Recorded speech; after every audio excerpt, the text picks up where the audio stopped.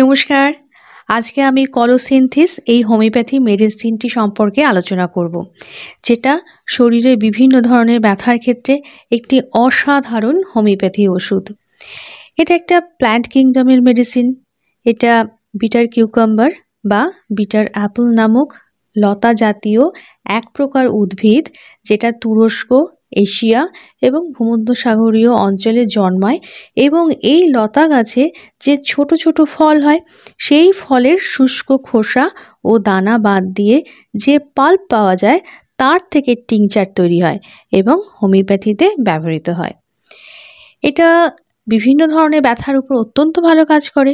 এটা ক্যাটারাক্ট বা ছানির ক্ষেত্রে যখন ব্যথা, সেক্ষেত্রে এটা ভালো কাজ করবে।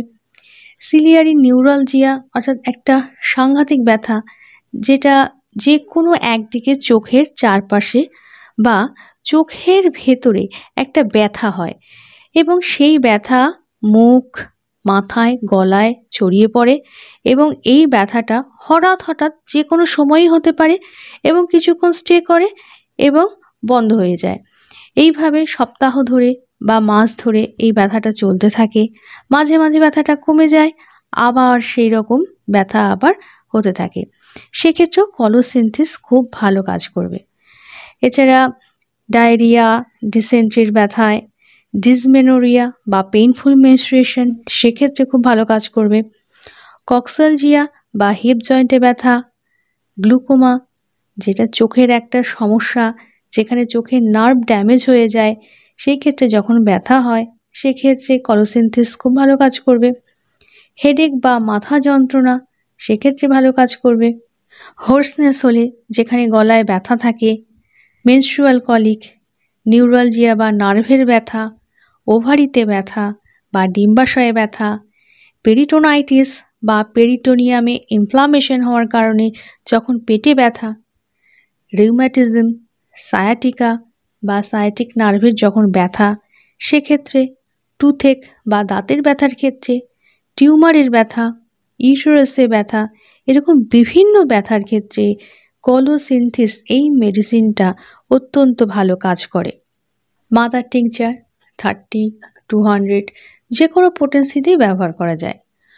কলোসিনথিসে দেখা যায় খুবই ইরিটেবল মাইন্ড বা রোগীর সহজেই উত্তেজিত হয়ে পড়ে এবং এই রকম রোগীর যখন নানান সমস্যা, যেমন ডায়রিয়া, বমি, পেটে ব্যথা, সাপ্রেসড মেনস্ট্রুয়েশন বা অ্যাবসেন্স অফ মেনস্ট্রুয়েশন হয় এবং এরপর ফিট হয়ে যাওয়া, পেটে ব্যথা, এই লক্ষণগুলো যখন থাকে, মাথায় ব্যথা ইত্যাদি লক্ষণগুলো যখন থাকে, তখন কলোসিনথিস খুব ভালো কাজ করে।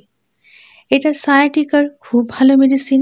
ফলে কোমরের নিচ থেকে বা হাঁটু এবং হাঁটুর পেছন দিকে বিদ্যুৎ চমকানোর মতন পায়ের গোড়ালি পর্যন্ত যখন ব্যথা হয় এবং রোগীর নড়লেই যন্ত্রণা বাড়ে, পা ও কোমর অসাড়, জোরে চাপে ও গরমে উপশম, জয়েন্ট শক্ত ও টেন্ডন ছোট হওয়া, মাসল টেনে ধরা, ছিঁড়ে ফেলার মতন ব্যথা, এই লক্ষণগুলো যখন থাকে, সেক্ষেত্রে কলোসিনথিস খুবই উপকারী।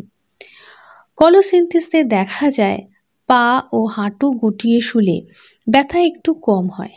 এছাড়া বাতের ব্যথার ক্ষেত্রেও একটি অত্যন্ত ভালো মেডিসিন কলোসিনথিস। কলোসিনথ পেটে ব্যথার ক্ষেত্রেও অত্যন্ত ভালো ওষুধ। পেটে সাংঘাতিক ব্যথা, ব্যথায় প্রচণ্ড ছটফট করে, কাঁদে এবং রুগী সামনের দিকে ঝুঁকে বসে থাকলে এবং ব্যথা জায়গায় জোরে চাপ দিলে ব্যথার একটু উপশম হয়। এই লক্ষণে কলোসিনথ খুব ভালো কাজ করে। এই রকম লক্ষণে কলোসিনথ দিলে খুব তাড়াতাড়ি ব্যথা কমে যায়। কলোসিনথ পেটের বিভিন্ন ধরনের ব্যথা, কামড়ানি, মোচড় দেওয়া ব্যথা, খিঁচুনি ব্যথা, বিশেষ করে যেখানে ডিসেন্ট্রিক স্টুল বা আমাশা থাকে, জেলির মতন মল, সেক্ষেত্রে ভালো কাজ করে। কলোসিনথ ওভারি বা ডিম্বকোষের ব্যথা বা ওভারিতে টিউমার বা ওভারির লিগামেন্টে কোনো টিউমার থাকার কারণে যখন বিয়ারিং ডাউন পেইন বা নিচের দিকে টেনে ধরার মতন ব্যথা থাকে এবং পেটে সবসময় হাত দিয়ে চেপে ধরে সাপোর্ট দিতে চায়, এই রকম লক্ষণ থাকে, সেক্ষেত্রে কলোসিনথ খুব ভালো কাজ করে। এছাড়া ইউরিনারি সিমটমসে দেখা যায় সিস্টাইটিস বা ব্লাডারে ইনফ্লামেশন হওয়ার কারণে যখন ব্লাডারে ব্যথা বা প্রস্রাবের সময় পেটে ব্যথা, সেক্ষেত্রেও কলোসিনথিস খুব ভালো কাজ করবে। এইরকম বিভিন্ন ক্ষেত্রে কলোসিন্থ মাদার 30, 200 যে কোনো পোটেন্সি খুব ভালো কাজ করে। মাদার টিংচার হলে 5 থেকে 10 ফোঁটা দিনে 3 বার 4 থেকে 5 দিন রোগ লক্ষণ অনুযায়ী নিতে হবে এবং এতে পেশেন্ট ভালো থাকবেন। এবং এরপরেও সমস্যা থাকলে চিকিৎসার জন্য আমার হোয়াটসঅ্যাপ নাম্বারে সেটা জানাতে পারেন সমস্যা, বা আপনার পছন্দ মতন একজন হোমিওপ্যাথি চিকিৎসককে দেখিয়ে নিতে পারেন। আজকে এই পর্যন্ত। পরবর্তী ভিডিওতে আবার আরেকটি হোমিওপ্যাথি ওষুধ নিয়ে আলোচনা থাকবে। সবাই ভালো থাকুন, সুস্থ থাকুন। নমস্কার।